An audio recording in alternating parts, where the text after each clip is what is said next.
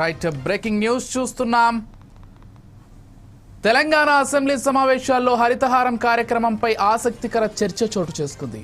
BRS MLA Vemula Prashanth Reddy అసెంబ్లీలో మాట్లాడుతూ గత ప్రభుత్వ హయాంలో 200 కోట్ల మొక్కలు నాటామని, దీంతో రాష్ట్రంలోని అటవీ కవచం 7% పెరిగిందని వివరించారు. దీనిపై స్పీకర్ గడ్డం ప్రసాద్ కుమార్ స్పందిస్తూ హరితహారం పేరుతో నాటిన మొక్కల్లో ఆరోగ్యానికి హానికరమైన కోనోకార్పస్ చెట్లు పెద్ద సంఖ్యలో ఉన్నాయని వ్యాఖ్యానించారు. ఈ చెట్లు ఆక్సిజన్ ఉత్పత్తికి ముప్పుగా మారతాయని, పైగా అవి పక్షులకు కూడా సహజ వాతావరణాన్ని అందించలేవని తెలిపారు.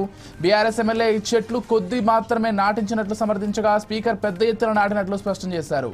హైవేలు, డివైడర్లు సహా అనేక ప్రాంతాల్లో ఇవి కనిపిస్తున్నాయని, కాబట్టి వీటిని వెంటనే తొలగించే చర్యలు తీసుకోవాలని ప్రభుత్వాన్ని కోరారు.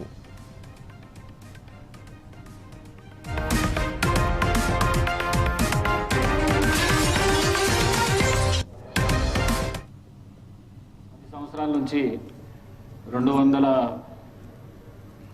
చిల్లర మొక్కలు కోట్ల మొక్కలు నాటినామని చెప్పిండ్రు. నా దృష్టికి వచ్చింది ఏంటంటే, కోనోకార్పస్ అని చెప్పేసి ఒక చెట్టు ఉంది.